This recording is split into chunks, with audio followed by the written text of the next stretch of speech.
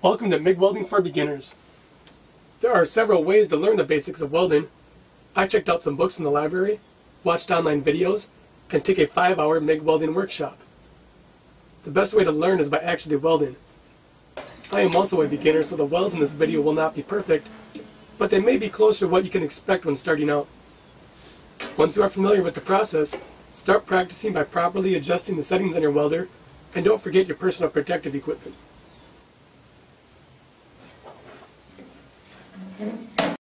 There are a lot of factors that affect the quality of a weld. It is common to have more than one of these affect your weld when beginning. In any case, you will need a good ground. Start by laying a bead. Pull straight back and try to get a smooth and consistent sound. Practice this until you are comfortable.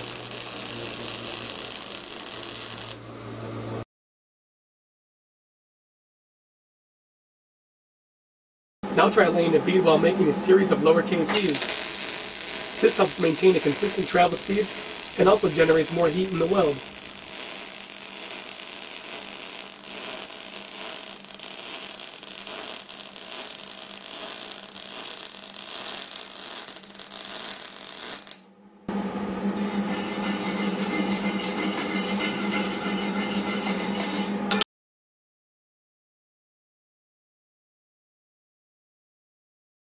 You do not want to travel too fast.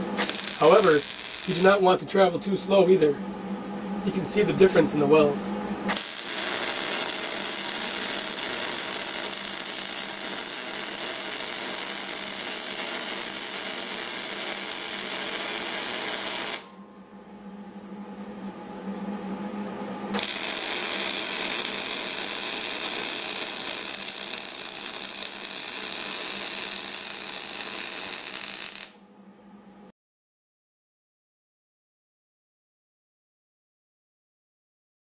Dip the tip in nozzle gel to prevent splatter buildup, and if you ever have too much electrode sticking out, you can trim it with wire cutters. It is common to have too much stick out when beginning.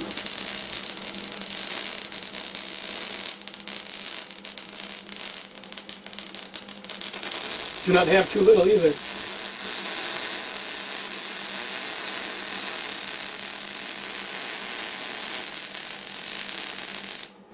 You might need to move your head around until you can easily see the weld puddle and the amount of stick out.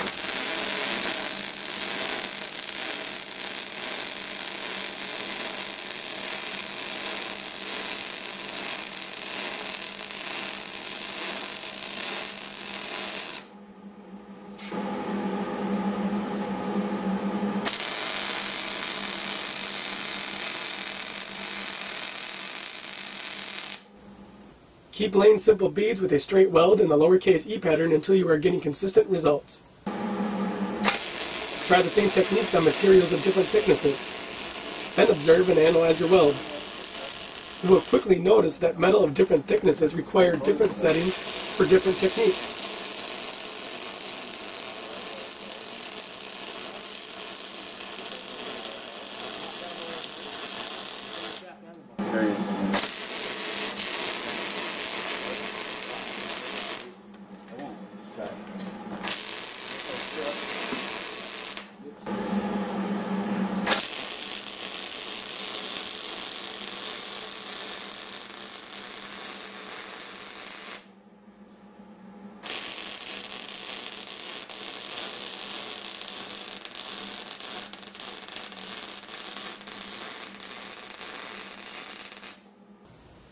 Different techniques give different results. Pushing and pulling are basic techniques. Pulling is when the gun is leaning ahead of the weld. Pulling produces more heat and better penetration.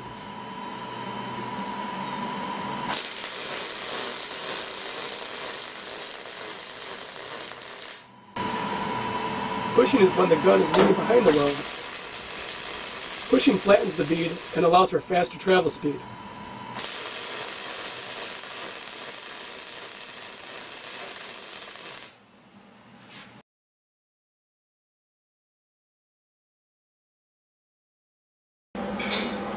Most welds require the gun angle to be perpendicular to the weld.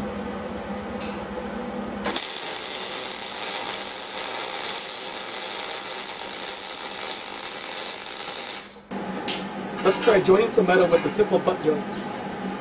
This is two pieces of metal butted together. It is a weak weld to avoid a possible. Tack welds are used to secure and align your work. They can also be used to prevent warping.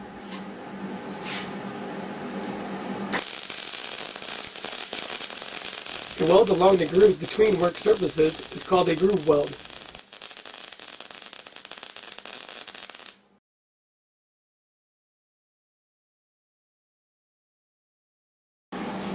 This is a butt weld with the same welder settings on thicker material, but while using the lowercase e technique to get better penetration.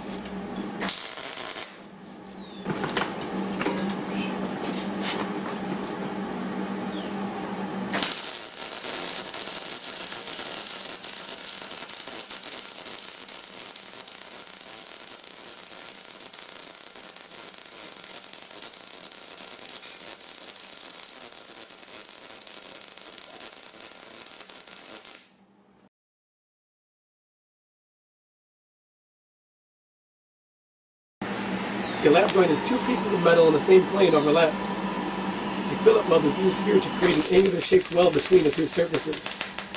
The strongest lap joints are welded on both sides.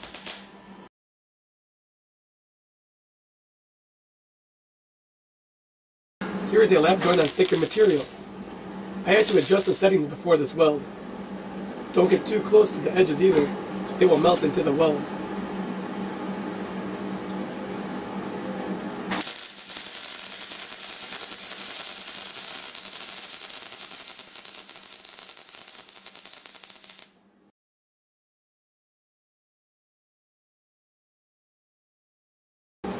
A corner joint is a joint between two surfaces that create a right angle forming an L shape.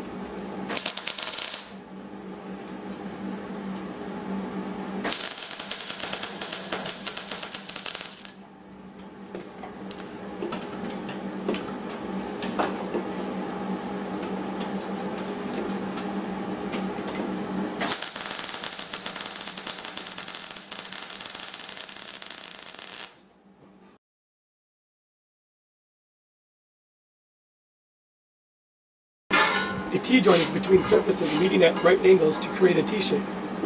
The strongest T-joints are welded on both sides. The lowercase e pattern works great.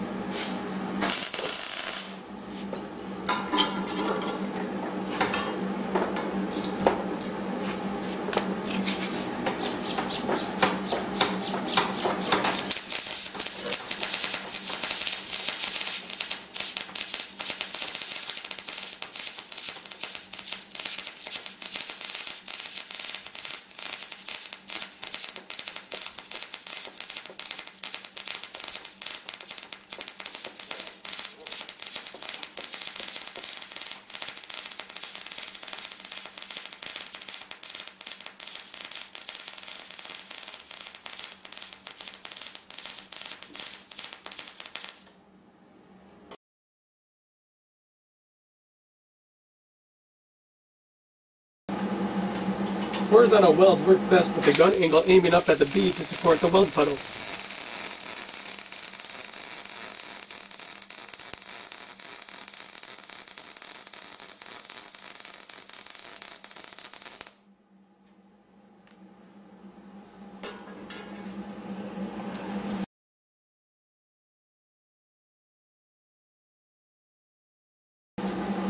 Vertical welds can be pushed uphill as well.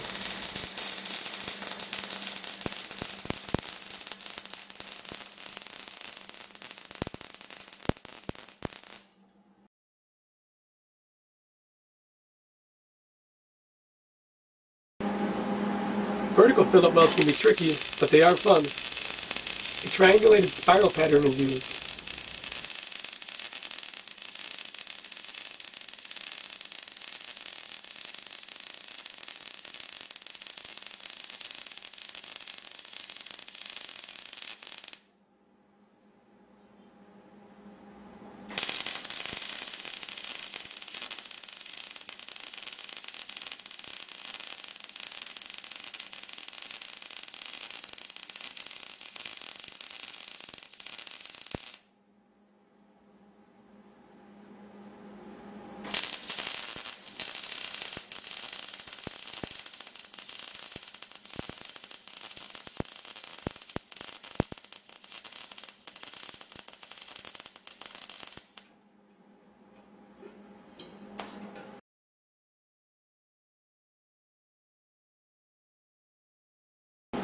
Joining metal of different thicknesses requires a modified lowercase e pattern. The trick is to hesitate when the gun is over the thicker metal to put more heat into it and prevent blowing through the thinner material.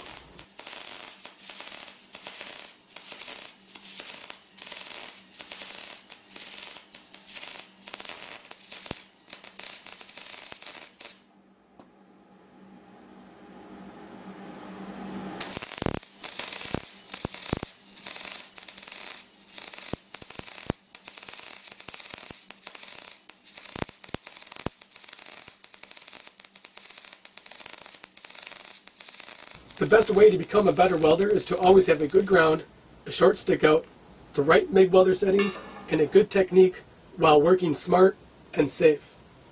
More importantly, the only way to improve is by practicing. This concludes MIG welding for beginners.